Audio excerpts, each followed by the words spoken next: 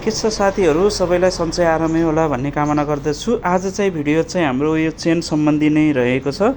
यो चेन चाहिँ अब काट्नु पर्यो, लामो भएपछि चाहिँ चेन चाहिँ काट्नु पर्ने हुन्छ र कहाँनिरबाट काट्नुपर्छ भनेर त्यसको बारेमा भिडियो बनाउन गइरहेको छु। जस्तो यो चाहिँ काटिसकेको चेन हुन्, अझै जोडेको छैन कि काटिसकेको हो।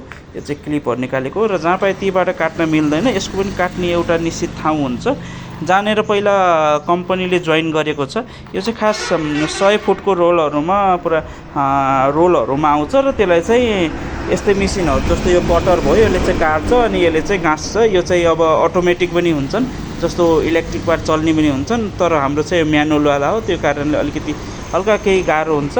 अटोमेटिकमा चाहिँ आफै काटिदिन्छ। अनि म भन्दै थिएँ कि यो चेन चाहिँ कहाँनिरबाट काट्नुपर्छ भन्दाखेरि चाहिँ जहाँ पाए तीबाट काट्न मिल्दैन। एउटा रिपिट पोइन्ट हुन्छ, म तपाईँलाई देखाउन गइरहेको छु। अब कहाँनिर छ हामी हेर्दै जान्छौँ।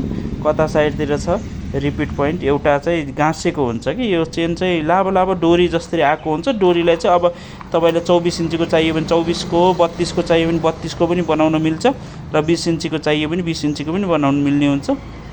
र म चाहिँ अब यो जहाँ पाए तीबाट काट्दैन, किनभने जहाँनिरबाट गाँसेको हुन्छ नि हो त्यहाँनिरबाट चाहिँ हाम्रो अलिकति कच्चो भएको हुन्छ कि, अनि त्यो कारणले अन्त पनि हामीले गाँस्न मिल्दैन।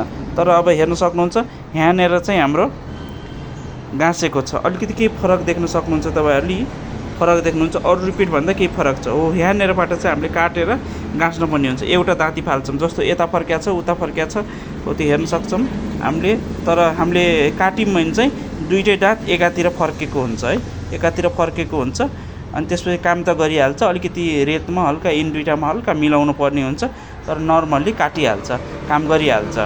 किनभने के भन्छ यहाँनिरबाट हाम्रो कट गरेको छ नि त, काटेछ हो। यहीँनिरबाट काट्यौँ भने चाहिँ यस्तै बलियो नै हुन्छ। फेरि यहाँनिर पनि अलिकति हल्का कच्चो भयो, अनि यहाँनिर पनि काट्दाखेरि चेन चुड्डिने डरहरू हुन्छ।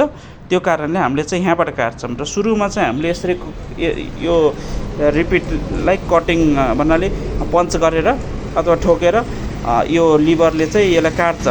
अनि त्यसपछि यस्ता क्लिपहरू निक्लिन्छ। यो ठोकिसकेको रिपिटहरू पन्च गरिसकेको छ, हेर्नुहोस् यो गरेर निक्लेको छ र काटिसकेको छ। अनि त्यसपछि यस्तै रिपिटहरू पनि किन्न पाउँछ, पाउचहरू पनि पाउँछ हो। तिनलाई चाहिँ ठ्याक्क गाँसे काटेको भाग हुन्छ नि हो, यो काटेको भागमा यिनलाई हालेर फेरि यो माथिबाट गरेर फेरि यसले चाहिँ रोटेसन गरेर हामीले अथवा घुमाएर चाहिँ यसले चाहिँ के भन्छन् पेल्छ अथवा के भन्छन् थेच्छ, रिपिट गरिदिन्छ। अनि त्यसपछि बलियो हुन्छ र यस्तै सेम टु सेम यस्तै हुन्छ। यो खास त कम्पनीले चाहिँ त्यही गर्छ। जस्तो कि रोलहरूमा आएको हुन्छ, त्यसलाई चाहिँ हाम्रो काटेर छोटो बनाएर चाहिँ ग्राहकलाई चाहिएको अनुसारको लम्बाइ अनुसारको चेन दिन्छ। र ठिक छ, आजको भिडियोमा चाहिँ यति नै। मैले चाहिँ यो भिडियो चाहिँ हजुरको इन्फर्मेसनको लागि बनाएको। चेन चाहिँ जहाँ पाए तीबाट काट्न हुन्न, एउटा रिपिट काट्ने ठाउँ हुन्छ हो त्यहाँबाट काट्नुपर्छ भनेर बनाएको। मेरो च्यानललाई लाइक, सेयर र सब्सक्राइब गर्न चाहिँ नभुल्नु र अरू भिडियो पनि यस्तै ल्याइरहनेछु म। हस् त, धन्यवाद।